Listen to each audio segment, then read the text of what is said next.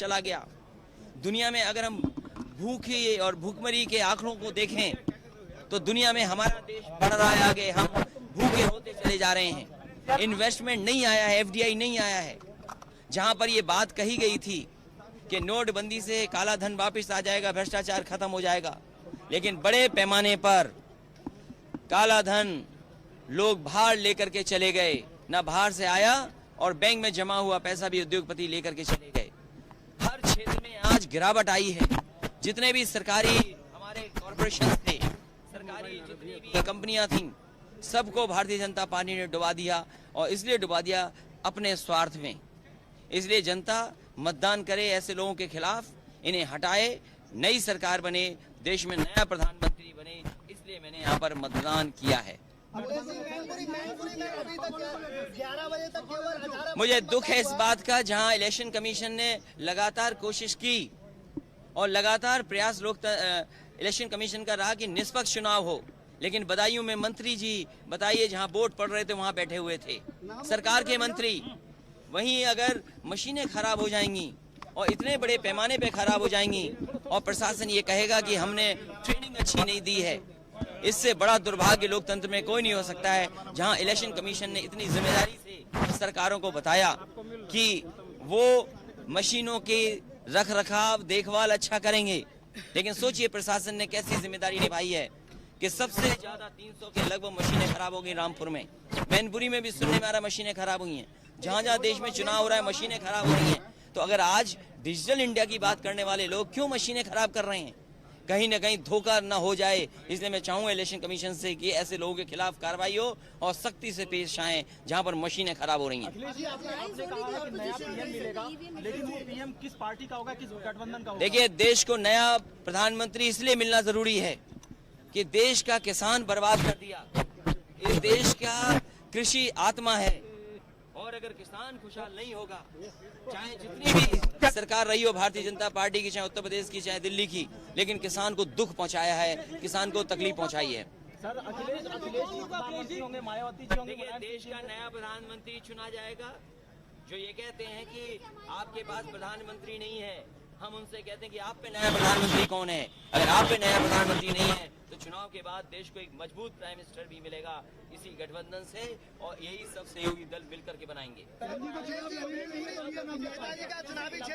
मैं इसलिए खिलाफ बोल रहा हूँ कि जिन लोगों ने पीआईएल की थी, सीबीआई में जांच कराई थी, नेताजी, डिम्पल और हमारे ऊपर, कांग्रेस के लोग और भारतीय जनता पार्टी के लोग मिलकर के उसी से गठबंधन किए हैं।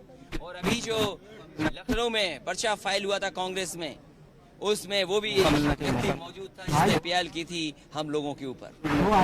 चार ग्राम सभाओं में मतदान बहिष्कार किया है। मैनपुरी लोकसभा कोई अलायंस नहीं है कांग्रेस के साथ, केवल अलायंस गठबंधन ने 2 सीटें उनके लिए छोड़ी है। मैनपुरी लोकसभा में 4 ग्राम वालों ने जो है मतदान बहिष्कार किया है। और चुन करके आएंगे, वो चुन करके देंगे नया प्रधानमंत्री। आज के प्रधानमंत्री जी जीएसटी पे बात कर रहे हैं, क्या आज के प्रधानमंत्री ये नहीं बता सकते कि उपलब्धि क्या है काले धन की? कितना काला धन देश का वापस आया है? मैं जानना चाहता हूँ कि कितने उद्योगपति भारत छोड़ के चले गए। आखिरकार वो उद्योगपति क्यों चले गए? क्या एफडीआई आया है भारत में? क्या हमारा जो ऑनलाइन बिजनेस था, क्या कुछ लोगों को लाभ पहुंचाने के लिए सरकारी जितनी भी कंपनियां थी पहुंच गई?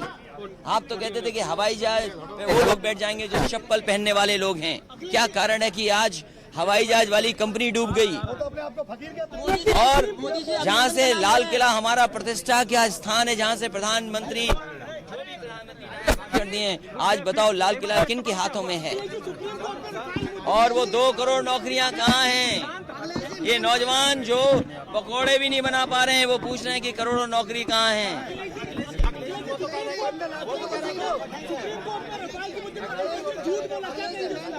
देखिए, राफेल पर शक पूरे देश को है। कम से कम बीजेपी को करना चाहिए। अब तो बीजेपी के भी हाथ में नहीं है, अब तो बीजेपी के हाथ में नहीं, अब तो जनता के हाथ में है।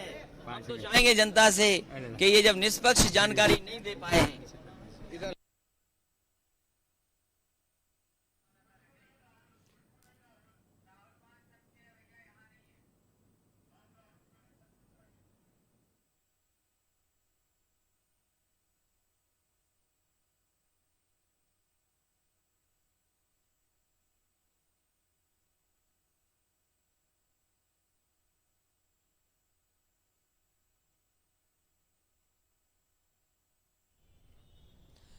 आप भारत समाचार